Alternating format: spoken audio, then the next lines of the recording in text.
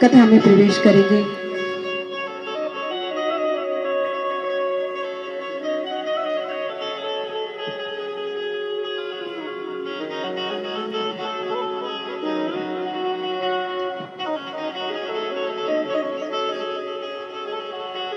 जीव का उद्धार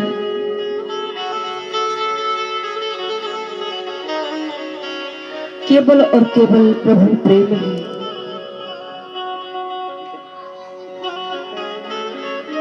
संसार में हमारी जितनी भी मनासक्ति होती है,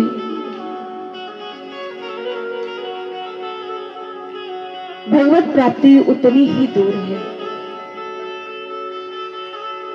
और जिस क्षण मन संसार से हटकर के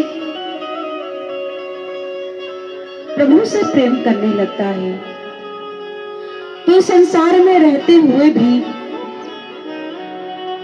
हम प्रभु के समीप हो जाते हैं, प्रभु के बहुत निकट पहुंच जाते हैं।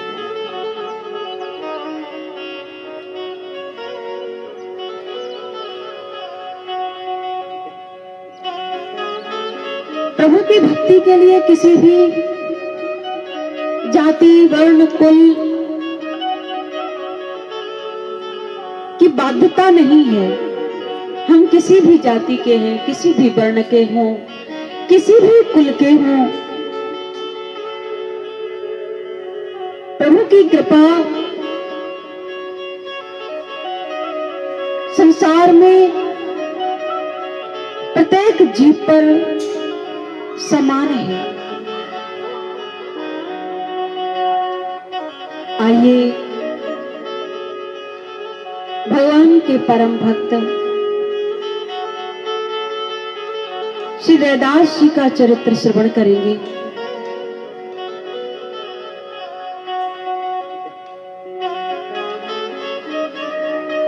जिन्होंने चतुर्थ वर्ण में उत्पन्न होकर भी पूरे विश्व में अपनी भक्ति की ध्वजा को फहराया, जन जन तक भक्ति की प्रबल धारा को प्रवाहित किया। और संत रैदास जी के लिए चाहे कोई कितना भी बड़ा संत हो, ब्राह्मण हो, यदि वे वास्तव में भक्त है, तो संत रैदास के चरणों में उसका मस्तिष्क अनायास ही झुक जाता है। यदि ऐसा भाव किसी के मन में है कि अरे ये तो चतुर्थ वर्ण के हैं, हम उच्च कोटि में उत्पन्न हुए हैं, तो उसे अभी ज्ञान ही नहीं है भक्ति के बारे में। विश्व में ऐसा कोई नहीं जो प्रभु के चरणों में प्रेम रखता हो और रैदास जी को नहीं जानता हो, उनकी भक्ति को छोटा मानता हो।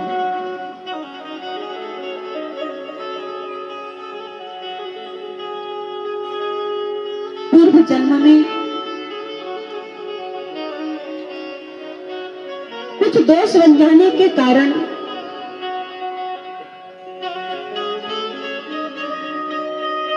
ये रैदास कुल में उत्पन्न हुए।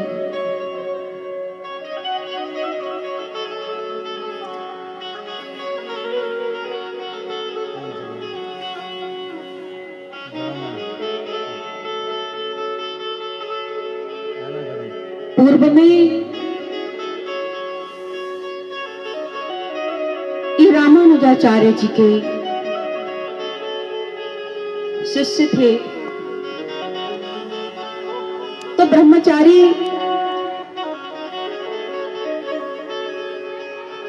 अपने ब्रह्मचर्य का पालन कर रहे थे। और आश्रम में ऐसी व्यवस्था थी कि सूखा सीधा सामग्री की भिक्षा की जाती थी। ब्राह्मणों के यहाँ से, और उस भिक्षा से ही आश्रम की सेवा होती थी।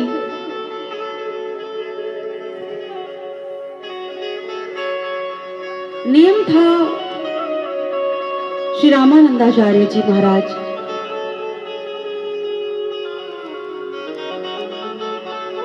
तो उनके ही एक ब्रह्मचारी,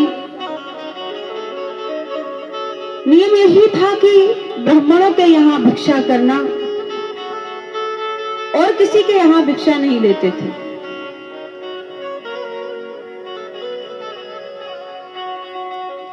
कोई कहता भी था कि रामानंदाचार्य जी जैसे परम सिद्ध संत, संता भाव होता था, लेकिन इनकार कर दिया जाता था क्योंकि आश्रम के नियम थे। एक दिन भारी वर्षा होने के कारण आश्रम में कोई भी एक चुटकी या आटा भी नहीं था और वर्षा बहुत हो रही थी। भिक्षा करना बड़ा मुश्किल था। तो एक बनिया था जो अनेकों अनेक बार उस ब्रह्मचारी से बार बार कहता था कि बाबा हमारे यहां से भी कुछ सेवा ले जाओ, आप लोगों की कुछ सेवा हो जाए। दुकानदार था लेकिन वो इनकार कर देते थे। लेकिन आज भारी वर्षा हो रही थी तो उन्होंने विचार किया कि चलो ये तो वैश्य कुल में है, इनका सीधा ले लेते हैं। और ऐसा ही हुआ। उस बनी से कुछ सीधा सामान लेकर के वह ब्रह्मचारी आश्रम और प्रसादी बना करके भोग लगाया। तो देखा गुरुदेव ने भोग लगाया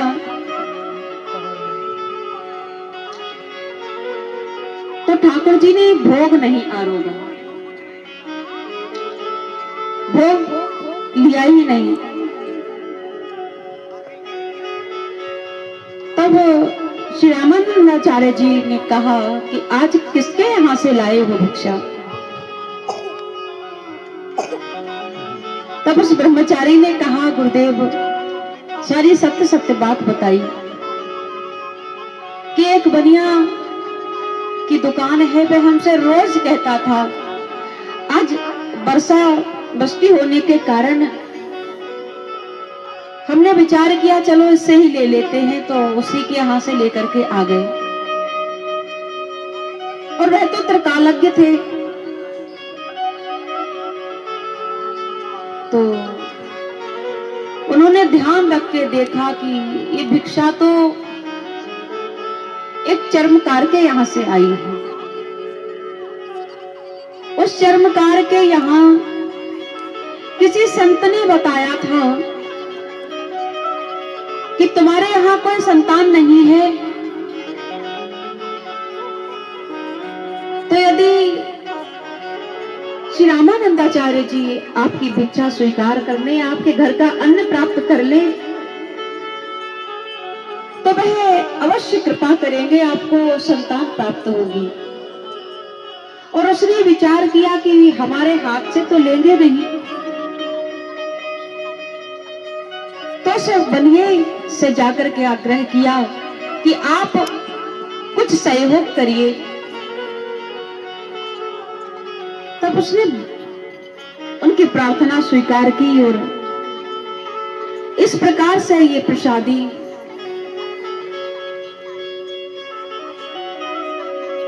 आश्रम तक पहुंची, लेकिन भोग नहीं लगा। और गुरुदेव ने कहा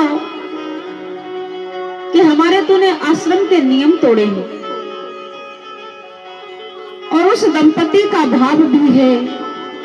तूने ये गुरु आज्ञा के विरोध में कार्य किया है, इसलिए अब तुमको ही उस चर्मकार के यहाँ पुत्र बन करके जाना होगा। ये हमारी आज्ञा है। और समय पाकर वही ब्रह्मचारी शिष्य श्री रामानंदाचार्य जी के उस चर्मकार के यहाँ पुत्र बन करके पैदा हुए। लेकिन इनको पूर्व जन्म की सब याद थी कि मैं तो ब्राह्मण कुल में था, मैं ये कहां चर्मकार में आ गया। इन्होंने अपनी माता का स्तनपान करना तो दूर, वह पास आती थी तब भी रोते थे, दुग्ध पान ही नहीं किया। और तभी उधर रामानंदाचार्य जी को भगवान ने आदेश दिया कि जाओ, तुम्हारा शिष्य का जन्म हो चुका है, वह तो अपनी माता का दुग्ध भी नहीं पी रहा, इसलिए तुमको जाना होगा। तो गुरुदेव तो कृपा की मूर्ति है, साक्षात भगवान ही गुरु स्वरूप में हम जीवों पर कृपा करने के लिए आते हैं। उनकी अनंत कृपाएं हैं, अनंत अवतार हैं। वही माता पिता बनकर के जब जीव छोटा होता है तो उसका लालन पालन करते हैं, और वही जब बड़ा हो जाता है, शिक्षा की आवश्यकता होती है, तो वही ब्रह्म ही गुरु बनकर के हमको शिक्षा देने आते हैं। तो अपनी कृपा कटाक्ष से कृतार्थ करने के लिए श्री रामानंदाचार्य जी उस चर्मकार के यहां गए, जहां संत रैदास जी का जन्म हुआ है, और जाकर के कान में मंत्र दीक्षा दी और कहा कि तुम्हारा कल्याण होगा। अपनी गोद में लिया। उस दंपति ने जब देखा कि श्री रामानंदाचार्य जी आए हैं, तो दंड की तरह दोनों दंपति लेट गए, प्रणाम किया, बड़ा स्वागत किया, और अपने गोद में गुरुदेव ने रैदास जी को लिया, कान में मंत्र दिया और अपने द्वारा ही उनका नामकरण किया। बोली गुरुदेव भगवान की। इनकी भक्ति का तेज बड़ी बड़ी दूर फैला। रैदास जी थोड़े बड़े हुए तो संतों में निष्ठा थी, तो माता पिता का जो धन था, क्योंकि धनाढ्य थे माता पिता, खूब संतों में लुटाने लगे। एक दिन पिता ने कहा कि देखो तुम्हारा कुछ नहीं है इसमें, विवाह भी कर दिया, पत्नी भी सर्वगुण संपन्न है, धर्म कार्य में रैदास जी का भरपूर सहयोग करती है, और अलग कर दिया माता पिता ने, कोई धन नहीं दिया। पत्नी ने कहा कि स्वामी कोई बात नहीं, हम लोगों के धन तो वास्तव में श्री कृष्ण ही हैं, सबसे बड़े धन वही है।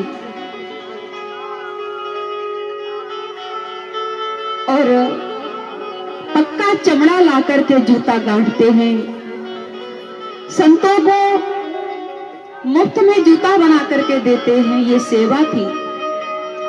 और उतना ही करते हैं जितना पर्याप्त। संत सेवा भी हो रही है, संत सेवा में इतना भाव है, संतों को देखकर भाव विभोर हो जाते थे, नेत्रों से अश्रुपात होने लगता था, कंठ रुध जाता था, तन पुलकित हो जाता था। ऐसा भाव संत रैदास जी का, लेकिन इतना धन नहीं था। तो भगवान ने कृपा की। क्या कृपा की? एक संत के रूप में आए और आकर के एक पारस मणि दे करके गए। कहा, रैदास जी देखो, यह पारस मणि है और एक लोहे की राड रखी हुई थी, उसका स्पर्श किया, कहा देखो इससे सोना बन जाता है। इस सोने का आप बिक्री करके संत सेवा कर सकते हो,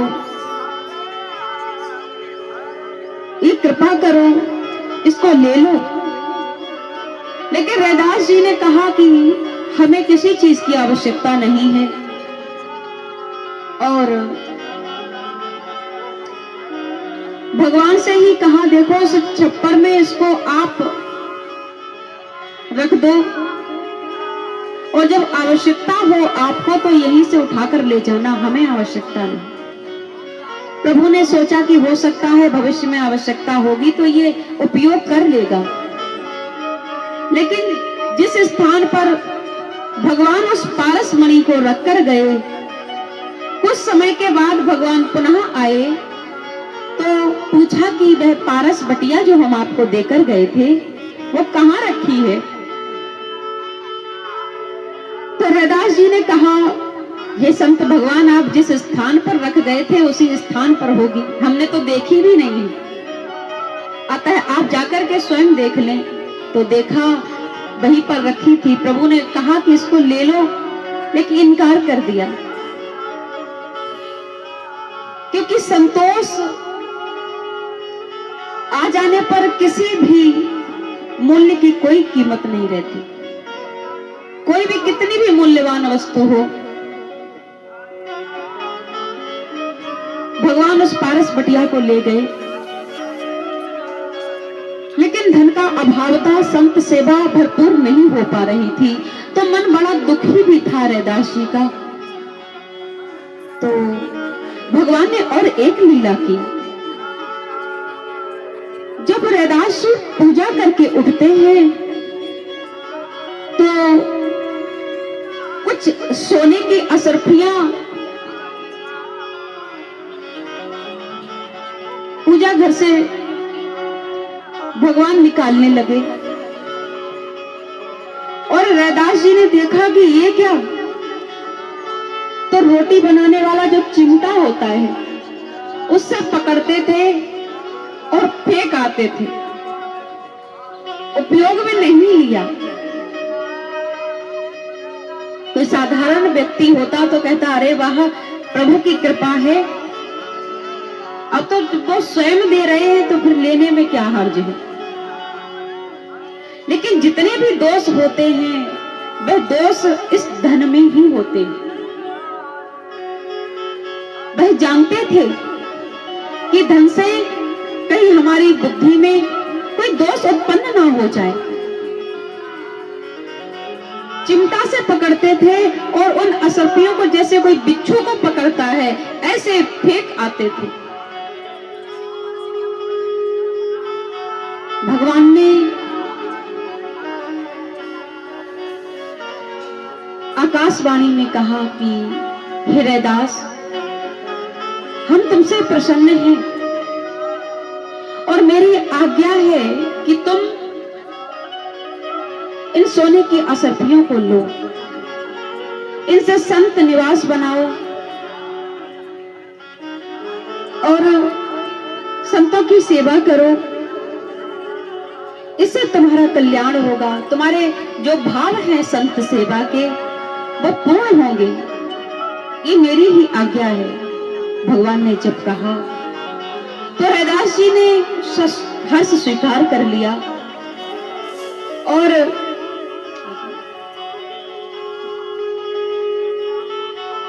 उन असरफियों को लेने लगे, जिसे विशाल संत निवास बनाया, भोज भंडारा चलने लगे।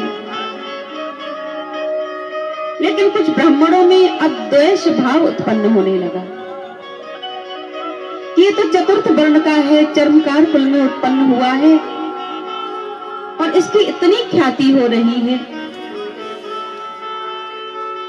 राजा भी आकर के नतमस्तक होता था तो राजा के कान फूकने लगे कि ये चतुर्थ वर्ण में होते हुए भी पूजा पाठ कर रहे हैं, इससे भारी नुकसान होगा, अकाल पड़ेगा, प्रजा दुखी होगी। ये आपका दायित्व है महाराज, आप इनको पूजा करने से रोकिए। तब उन्होंने कहा ठीक है, परीक्षा हो जाए। तब विशाल दरबार लगाया गया, संत रैदास को बुलाया गया। बीच में उनके शालिग्राम भगवान को रखा, ब्राह्मणों से कहा कि भगवान उठ करके जिस किसी की गोद में चले जाएंगे उसको पूजा का अधिकार होगा। अगर रैदास जी की गोद में भगवान चले गए तब कोई भी विरोध नहीं करेगा। ऐसा ही हुआ। ब्राह्मणों ने वेद मंत्र उच्चारण किए, कंठ सूख गए वेदों का पाठ करते करते, लेकिन भगवान उठ करके नहीं गए, क्योंकि भगवान का एक भाव है, निर्मल मन जन सो मोहि पावा, मोहि कपट छल छिद्र न भावा। जिसका मन निर्मल होता है उसका भगवान प्राप्त होते हैं। जो कपटी होते हैं, छलिए होते हैं, उनको भगवान प्राप्त नहीं होते। तब राजा ने कहा, हे रैदास जी, अब आप अपने मंत्रों का उच्चारण किए, जिस भाव से आप भगवान को अपने समीप बुला पाए, आप भगवान को अपने पास बुलाओ। तब रैदास जी ने कहा अपने भाव से, हे नाथ, हे दीनबंधु, आप पतित पावन हैं, आपका काम ही है पतितों को पावन करना, और मैं बहुत बड़ा पतित हूं। हे नाथ, अपना पतित पावन नाम सिद्ध करें, और मैं अपनी ख्याति नहीं चाहता, लेकिन लोग आपके नाम की अवहेलना करेंगे, भक्ति पर प्रश्न चिन्ह उठेगा। हे कृपालु, अब आप जाने आपको क्या करना है। और इस प्रकार से शालिग्राम जी सिंहासन से उठे और वायु के प्रवाह में ही उड़ते हुए रैदास जी की गोद में आकर के सीने से चिपक जाते हैं। बोली भक्तवत्सल भगवान की जय जय श्री राधे। लगा सभी ब्राह्मणों के शीश झुक गए, क्योंकि भगवान अपने भक्त का अपमान बर्दाश्त नहीं करते।